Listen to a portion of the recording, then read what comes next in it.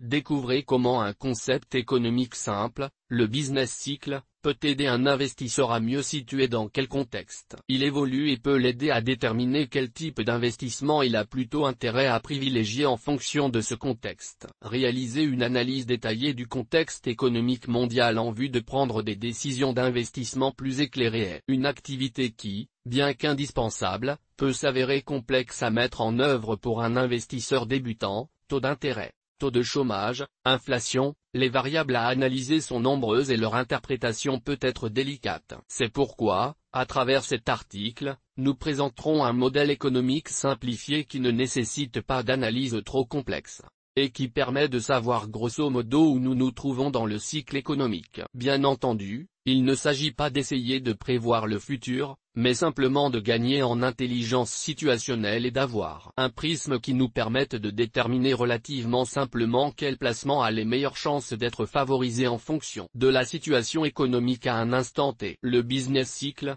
explication des cycles économiques. L'économie est par nature cyclique et enchaîne différentes phases dont la durée exacte est difficile à prévoir, mais dont l'enchaînement se fait toujours dans le même ordre. Ces phases peuvent être schématisées simplement ainsi. Voyons plus en détail ce qui caractérise chacune de ces périodes. L'expansion. Durant cette phase l'économie croît, les sociétés font des profits, l'emploi est dynamique et le taux de chômage relativement faible. Les taux d'intérêt sont plutôt bas, l'inflation est positive mais mesurée. C'est généralement la meilleure saison du cycle économique. Cette période est favorable pour la plupart des investissements boursiers dits risqués et l'investissement en actions réalise généralement de très bonnes performances durant les périodes d'expansion. Le boom. Cette période est généralement caractérisée par des excès poussés par des années de croissance et de faibles risques financiers. L'économie et les investisseurs commencent à s'emballer. Hausse de l'endettement des entreprises et des ménages encouragés par les années de faibles taux d'intérêt.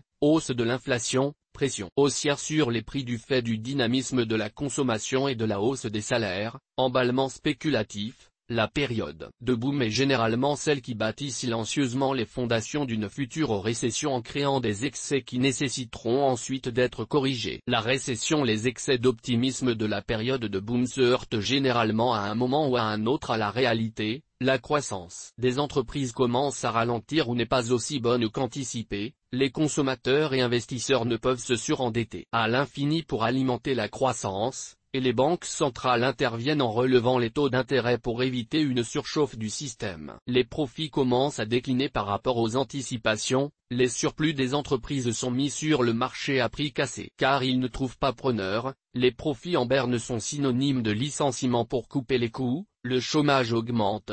Il y a une pression baissière sur les salaires, c'est la récession. Ces périodes sont généralement très mauvaises pour les investissements risqués, et les placements plus défensifs sont à privilégier. La dépression. Les années de récession endurées par les consommateurs et par les investisseurs les poussent à des excès de pessimisme.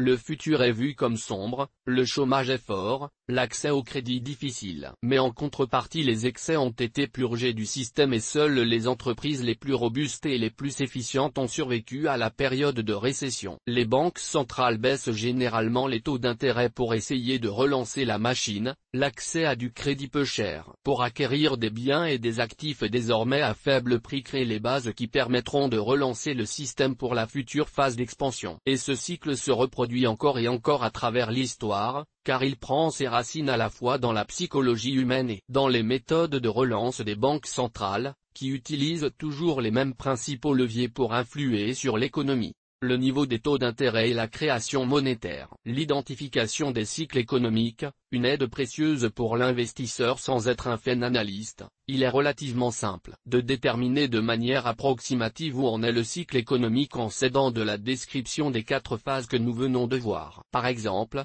il est aisé de voir qu'aujourd'hui nous ne sommes ni en dépression, ni en récession mais sans doute quelque part en fin de phase d'expansion, et possiblement en début de période de boom. Attention, gardez bien en tête que chacune de ces phases peut durer des années. Chaque période du cycle économique est généralement favorable pour certains types de placements, et défavorable pour d'autres. C'est ce que décrit le schéma couramment appelé l'horloge de l'investisseur. Voyons ce que nous dit le schéma horloge de l'investisseur plus en détail. Quand investir dans les actions, les périodes de sortie, de dépression et de début de reprise favorisent plutôt les actions, lorsqu'elles sont encore en solde et que les attentes des investisseurs atteignent leur point de pessimisme maximum. Les périodes de croissance leur sont également favorables. Nous pouvons voir également que certains secteurs des marchés actions sont plus favorisés que d'autres, par exemple les secteurs technologiques. Et les actions procycliques profitent mieux des périodes d'expansion que les autres. Se positionner au bon moment sur les matières premières, les périodes de boom ou de surchauffe,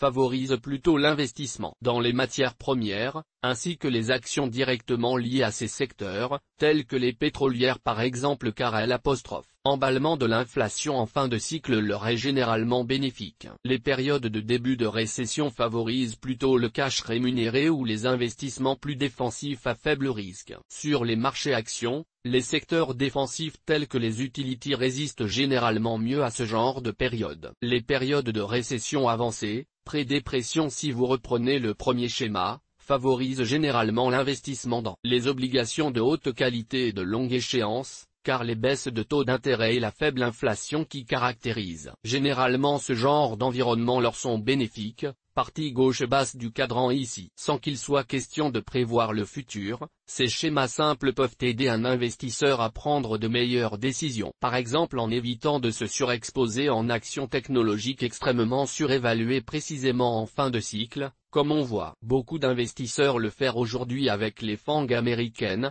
Facebook, Amazon, Netflix et Google, et en privilégiant des valeurs plus défensives et moins chères. Et, s'il n'est pas possible de prévoir à l'avance et avec précision à cause de quels éléments, et quand, se déclenchera la prochaine récession, il est toutefois possible de positionner son portefeuille de manière à ne pas se retrouver en danger dans la phase suivante du business cycle. Par exemple, évitez de vous placer sur des actifs très procycliques en fin de période d'expansion, et incluez à votre portefeuille boursier des investissements plus défensifs. Toutes nos informations sont, par nature, génériques. Elles ne tiennent pas compte de votre situation personnelle et ne constituent en aucune façon des recommandations personnalisées en vue de la réalisation de transactions et ne peuvent être assimilées à une prestation de conseil en investissement financier, ni à une incitation quelconque à acheter ou vendre des instruments financiers. Le lecteur est seul responsable de l'utilisation de l'information fournie, sans qu'aucun recours contre la société éditrice de Café de la Bourse, comme ne soit possible.